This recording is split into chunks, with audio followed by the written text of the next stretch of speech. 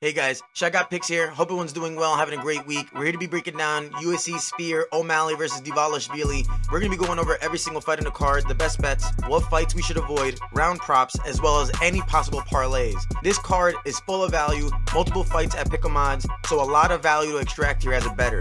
A lot of line changes as well, so we'll be all over that. There's only 10 fights, which is odd to me, but you know, not the best fight card, of course, but absolutely not the worst pay-per-view card either. I'm sure you guys have seen it all over your social media feeds as well. The once-in-a-lifetime card of the UFC is by far less impressive than the free fight in Saudi Arabia, but regardless, we're here to make money and enjoy some fights. This fight card is a main event card, so we're going to be giving away $15 to whoever can guess the closest to the total amount of significant strikes in the main event. You guess the closest, you get $15. You must be subscribed to be eligible to enter. Other than that, let's get right into it. Up next on the card, we got Raul Rosas Jr. versus Aoriqileng. Rosas Jr. is 9-1, 4-1 in his last 5 fights. He opens up as a negative 700, humongous favorite. He's 19 years old, 5'9", 67-inch reach. He's facing Aoriqileng, who's 25-11. He is 3-1-1 in his last 5 fights, plus 475 underdog, 31 years old, 5'7", and a 69.3-inch reach, so a 2.3-inch reach advantage. Rosa opens up as a humongous favorite, and it's because he's going to win the fight. But at these odds, do you add him to your bet slips anymore? I don't think so, really, especially because he's at negative 800 now on some books. Aoriqileng isn't bad by any means. He has a 2.3-inch reach advantage over him, even though he's 2 inches shorter. On the feet is a lot closer than many of us think it would be. He's an experienced fighter with 6 fights in the UFC. He's landing over 5 strikes per minute and landing half the strikes he throws, but he does absorb over 6 strikes per minute. So this guy is a guy who likes to strike and pressure his opponents, but he does like to go into some brawls. He's very tough. He's very well-rounded. But, of course, I do think Raul Rosa will win here. I do think he should win here. I only mention these things because Rosas Jr. Will be weaker in the striking division. Will he take him down and find a real naked chokehold? Yes, he probably will. But let's not forget, he's only 19 years old. He did gas out against C-Rod. Do I think this is a layup? Absolutely. It's Mexican Independence Day. I think this is going to be a great way to start the fight. I think this should be a fight that should be later into the card. But, ultimately, you got to be careful when adding Rosas Jr. on money line on your slips, especially at negative 700. So here are some props to look at instead. Rosas Jr. should win by submission, right? Let's all agree that we picture that, right? But what I'm looking at right here is actually the over 1.5 rounds here. Not only did his fight with Ricky Turcios go over 1.5 rounds, albeit barely, but it did go over.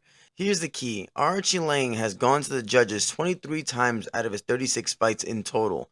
Also, he's only been finished 4 times in those 11 losses. This guy is tough. He's going to make it very difficult for submission props to pull through.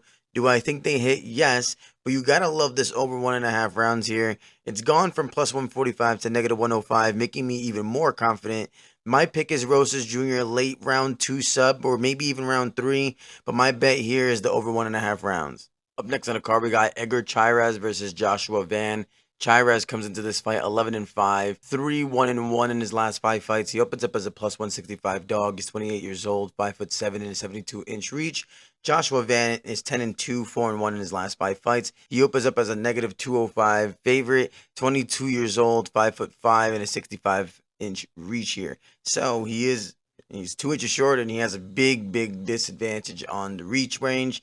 This is not a layup for a Mexican here, unlike Rosas Jr.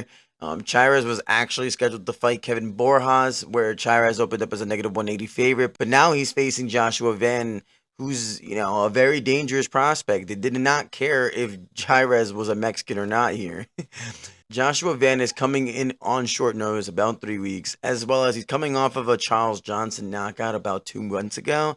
But before that, his stock was really rising. He has wins over Zumagulov, Boons, or Bunez, however you really pronounce it, and Kevin Borjas himself. When you look at the numbers, your first glance is going to be at the height difference and the reach difference, which, of course, I agree, 7-inch reach advantage, it's very significant. But Van is a favorite here for a reason, even if he got knocked out 2 months ago, and this is a short notice fight. It's because when you look at the numbers deeper, you see that Cháirez is very hittable. He's only landing around 2.5 strikes per minute while absorbing over 4 per minute.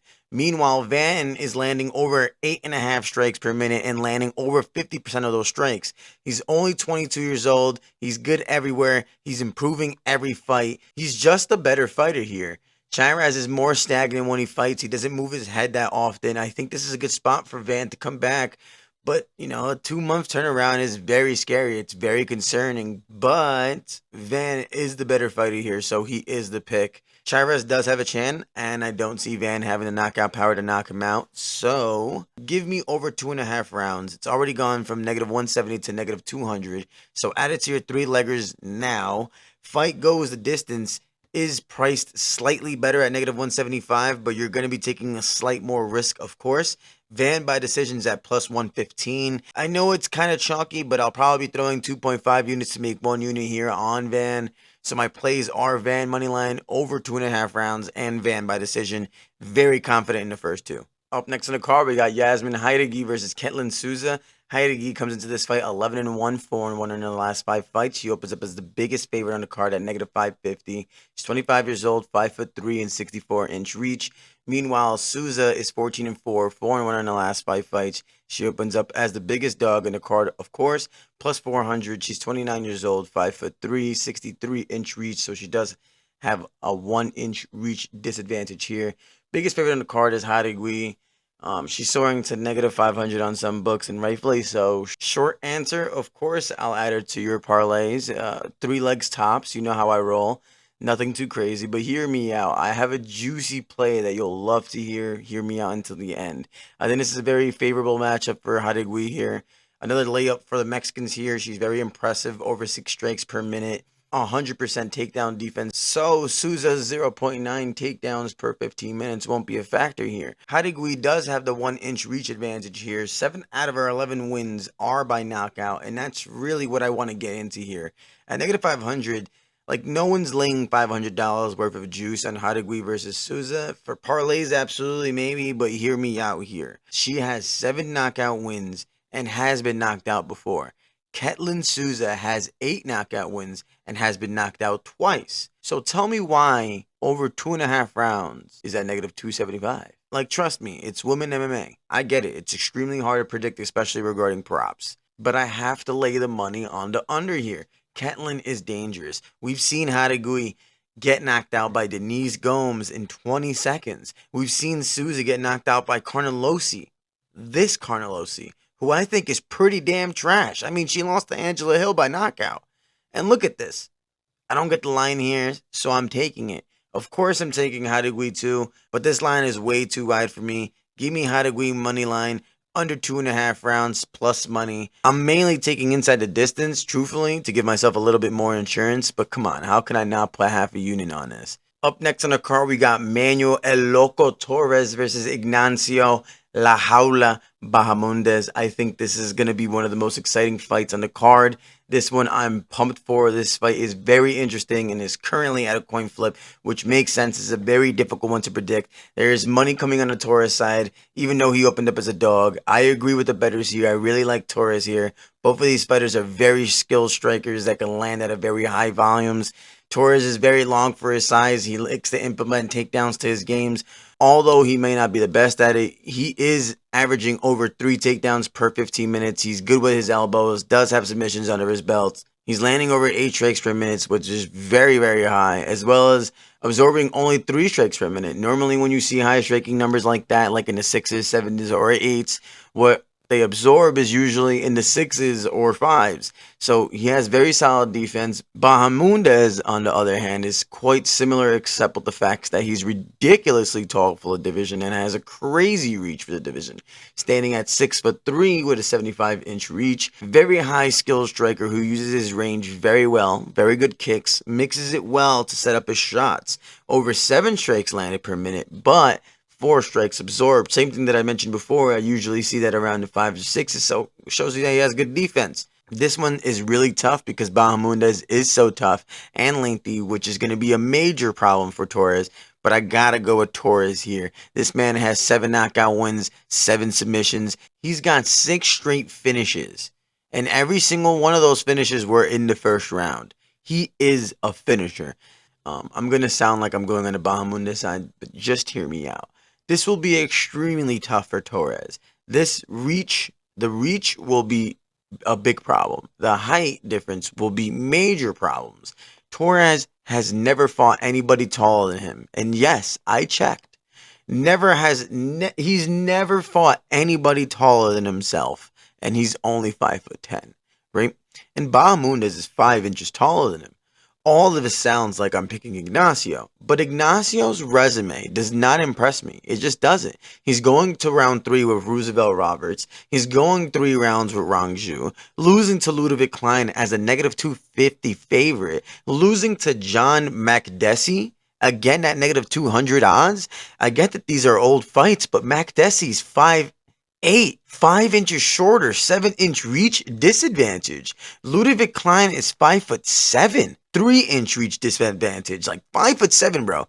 Let's talk about that. 5'7", like when you're 5'7", some people start calling you short, right? Am I crazy? At 6'3", you would think this guy's gonna tower over him, and he's not. He's losing to a Ludovic Klein when he's 5'7".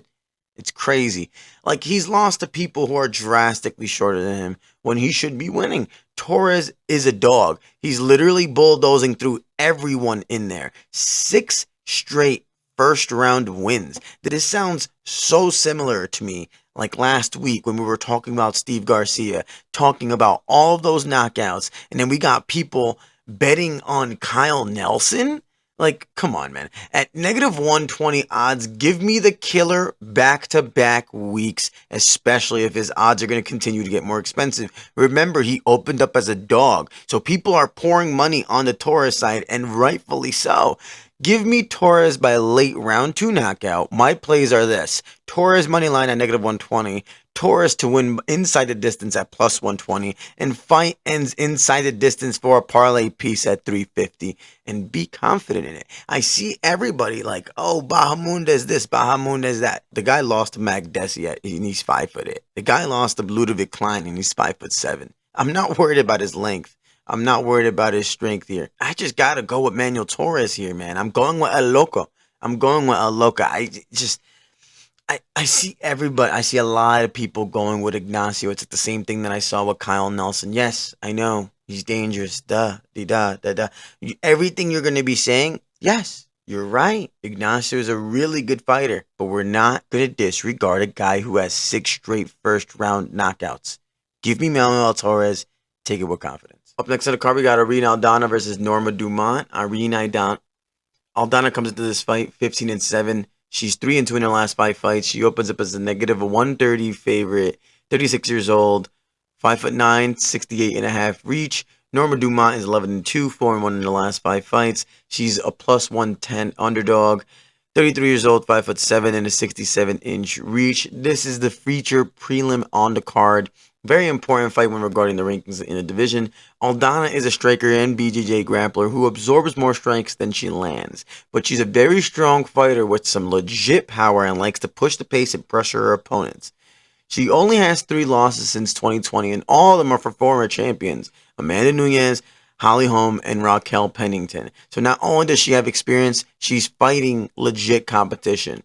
She's very durable and can go all 3 rounds. She landed 145 strikes on Cháirez in her last fight. This lady loves to go out there and bang. 11 out of her 15 wins are by finish, with most of her losses coming via decision.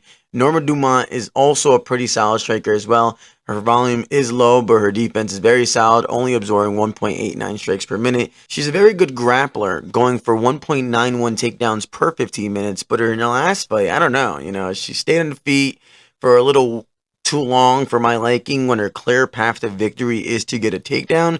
That tells me that she has low fight IQ, and I don't think you could be making mistakes against Aldana here. Aldana has knockout wins over fighters like Ketlen Vieira in round 1, Yana Kudskaya in round 3, and Macy Chiasson in round 1, all above average fighters in women's MMA. Meanwhile, Dumont is losing by decision to Chiasson.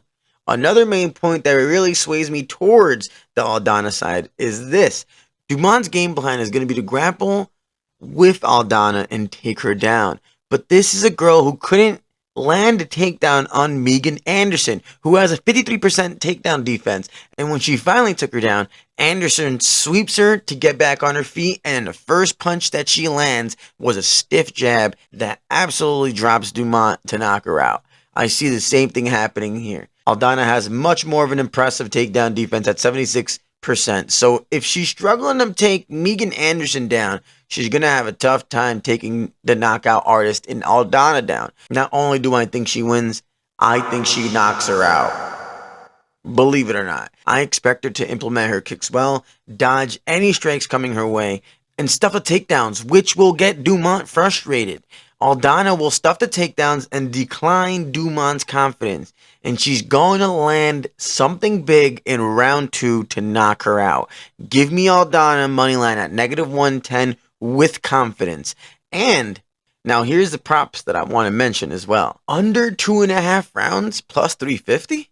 Aldana inside the distance plus 465? Fight doesn't go the distance at plus 300? I think I gotta sprinkle something in there. Ultimately, give me Aldana round 2 knockout. Up next on the card, we got Ronaldo Rodríguez versus Osbourne. Rodríguez comes into this fight 16-2, 5-0 in his last 5 fights. He opens up as a -130 favorite. 25 years old, 5'6", 65-inch reach. Osbourne is 12-7.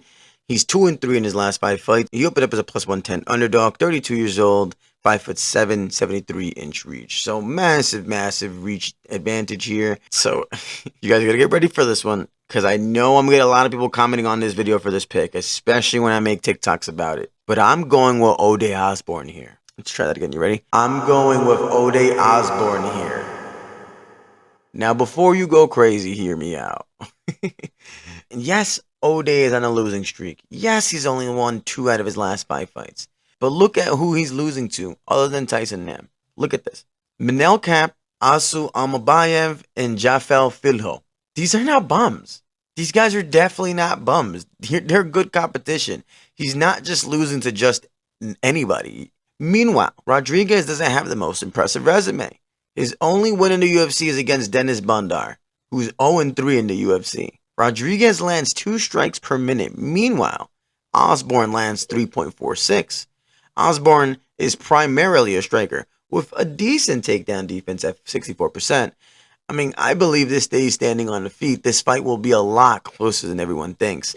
Recency bias is the biggest motivator for casual bettors when gambling, especially on big cards like this, especially when football is back. We're going to get a lot of casual gamblers here and tossing their money here. They remember Osbourne losing his recent fights and figure he's trash. Osbourne has a massive 8-inch reach advantage here. Rodríguez sometimes struggles to get a takedown, and I see this being a very difficult for him to win if this stays standing on the feet, and I predict that the majority of the fight will.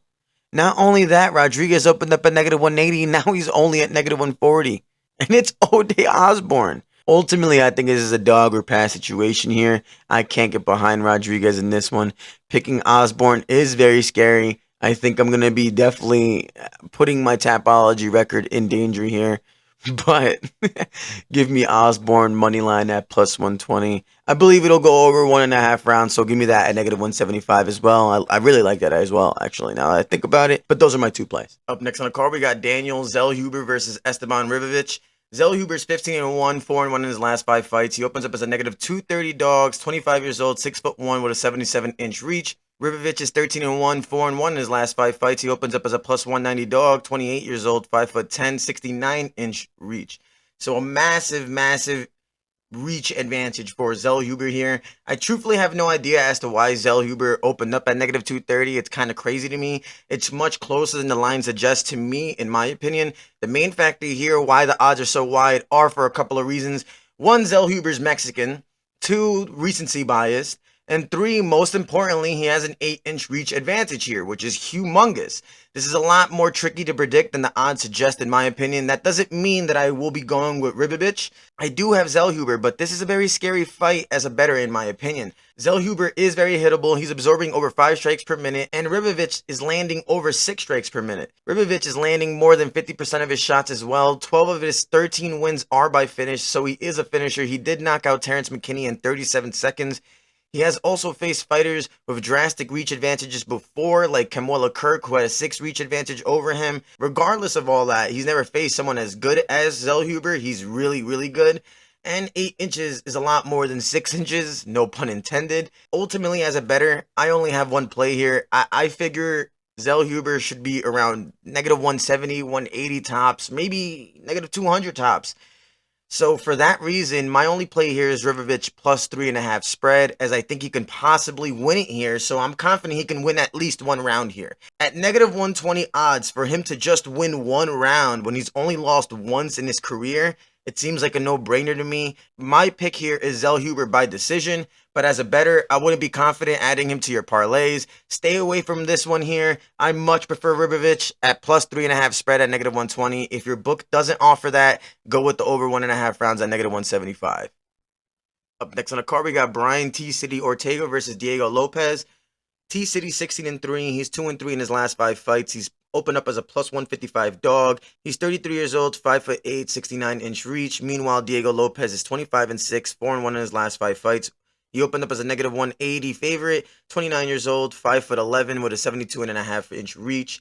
This fight we've broken down before. Unfortunately, Ortega missed weight, so we got the fight canceled, and Dan Ige stepped in with like 2 hours notice and saved the co-main of that card.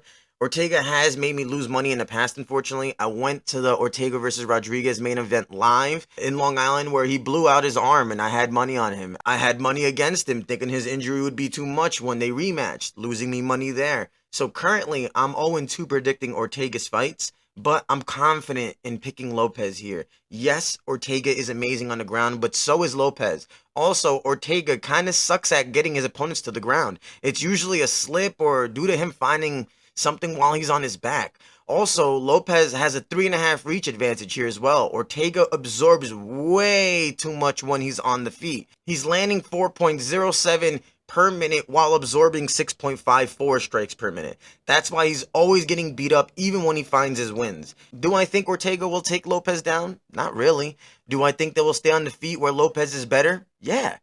Plus, he's also a nasty grappler as well, even if it does end up on the ground, because Lopes doesn't have the best takedown defense either.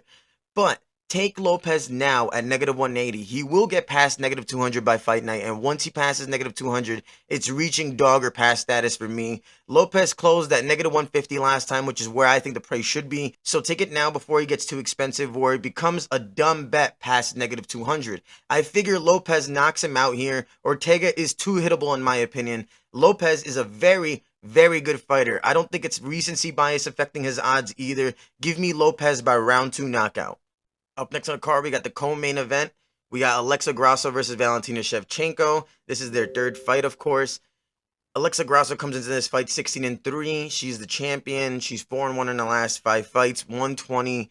She's opening up as a negative 120 favorite here. She's 31 years old, 5'5", 66-inch reach. She is Mexican, so that is obviously important to mention here. Valentina Shevchenko is 23, 4-1. She's 3-1 in her last 5 fights. She opens up as a plus 100 dog, 36 years old, 5'5", 65.5-inch reach. So Grasso does have a half-inch reach advantage. It's not really too big here.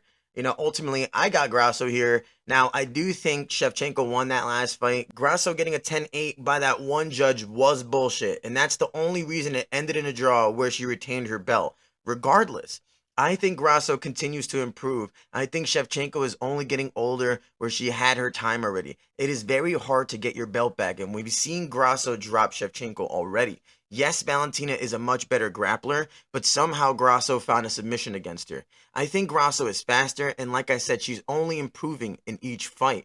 Of course, this is a very hard fight to predict. Will I be shocked if Shevchenko wins? No, absolutely not. But I just think Grasso is better now. She's 5 years younger, a little bit of a reach advantage, and she's faced her twice before. She's not going in there scared, and she's not going in there nervous anymore. She opened up at negative 115 odds, and now she's at negative 140, and I think it makes sense. She dropped Shevchenko. Let's not forget that. She's going to go in there very confident. Give me Grasso by decision. I figure that the over 4.5 rounds at negative 210 is a good parlay piece for a 3-legger. Those are my 2 plays. Give me Grasso by decision to retain that belt. Up next on the card, we got the main event of the night. We got Sean O'Malley versus Merab Dvalishvili. Sean O'Malley, of course, being the champion. Sean O'Malley is 18-1, 4-0-1 in his last 5 fights. He's negative 120 odds opening up. He's 29 years old. He's currently at negative 120 odds. He's 29 years old. He's 5'11", 72-inch reach. Merab Dvalishvili, 17-4, 5-0 in his last 5 fights. He's currently a plus 100 odds, 33 years old, 5'6", 68-inch reach. So he is 5 inches shorter with a 4-inch reach disadvantage here. I couldn't believe Merab opened up as such a favorite in this fight. I believe at negative 180, and now O'Malley's at negative 140, negative 135, 120. I think O'Malley takes this one, and I don't care if Merab is averaging 18 takedowns in his last 5 or 6 fights.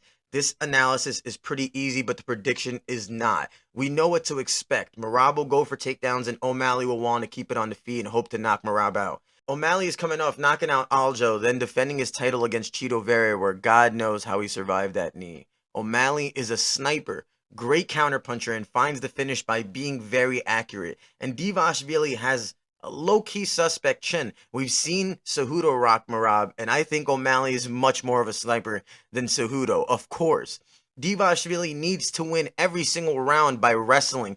Yes, his cardio is his #1 weapon, but to win all 25 minutes, I think he's going to shoot over 30 takedowns here. 3-0, 30, easily.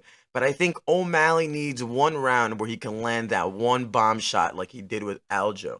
Merab also has been posting about a picture about a cut over his eye, which moved his odds. That got everybody wondering whether or not he has staph infection a week before the fight, which means that he'll be on antibiotics, which are known to stunt your cardio, of course.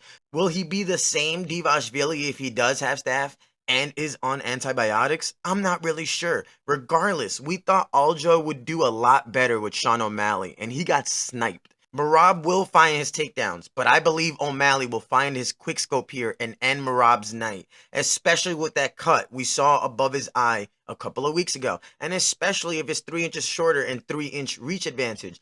I also don't think UFC wants Dvalishvili to win via Belal Muhammad decision. O'Malley will get more pricey, I believe, especially with all the news on the Merab side. If you like Merab, I'll tell you to wait until a fight night because you'll for sure get better odds. But ultimately, I got O'Malley by round 3 or round 4 knockout. I figure UFC are going to try to keep their biggest star here. It should be a very fun fight to watch. Like I said, very hard to predict. Ultimately, I think Sean O'Malley knocks him out here. That's it for us here. Those are my breakdowns for the entire card. Do let me know who you guys got in the comments below. Do you agree? Do you disagree? As always, thanks for watching. Please like and subscribe as these videos do take some time to make. If they happen to help you out, it would be a great way to show some support. I love it when people tell me that they're making money off my picks. Don't forget we're having the contest that whoever guesses closest to the total amount of significant strikes in the O'Malley Dvalishvili fight, they'll get $15 personally from me. You must be subscribed to be eligible. Again, thanks for watching. I'll catch you in the next one. Stay up.